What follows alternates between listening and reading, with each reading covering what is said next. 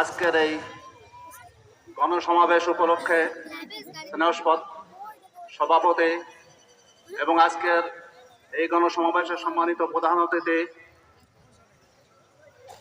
আমাদের নিশ্চয়ই মনে আছে দীর্ঘদিন ধরে যে ব্যক্তিটি যশোর উন্নয়নের জন্য লড়াই করেছেন, তাকে নতুন করে পরিচয় করে দেওয়ার মতো কিছু নেই।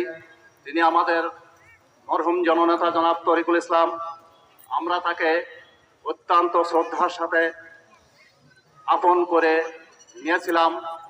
সেই কারণেই তিনি যশোর বিভিন্ন উন্নয়নের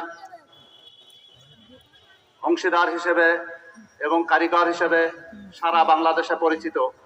সেই মরহুম জননেতা তরিকুল ইসলামের সহধর্মিণী, আমাদের যশোর জেলার অভিভাবক এবং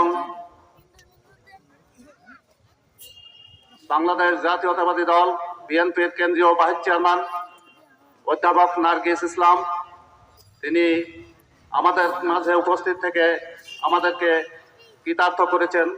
ধন্যবাদ ওনাকে এই প্রত্যন্ত অঞ্চলে আসার জন্য। আপনারা জানেন ত্রয়োদশ জাতীয় সংসদ নির্বাচন আর অল্প কিছুদিন বাকি।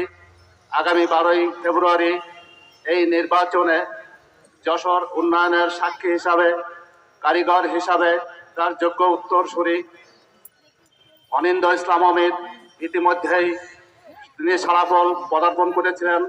এবং আমার বড় ভাই, আপনারা জানেন সাবেক চেয়ারম্যান গাজী ইসহাক আলী সাহেব অত্যন্ত অসুস্থ ছিলেন।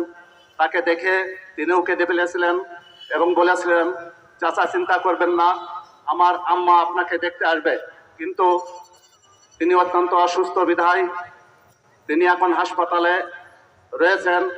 আমি তার ছোট ভাই হিসাবে আপনাদের কাছে অনুরোধ করব, তিনি যেন আল্লাহর রহমতে সুস্থ হয়ে আবার আমাদের মাঝে ফিরে আসেন, এই দোয়াই আপনারা করবেন।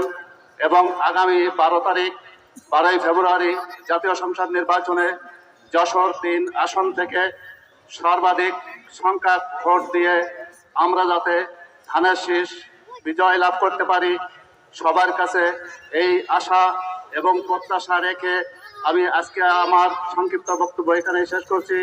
খুদা হাফেজ। বাংলাদেশ জিন্দাবাদ। শহীদ জিয়া অমর হক, খালেদা জিয়া অমর হক, মরহুম জননেতা তরিকুল ইসলাম অমর হক, বেগম নার্গিস ইসলাম জিন্দাবাদ, অমিত সাহেব জিন্দাবাদ। সবাইকে ধন্যবাদ।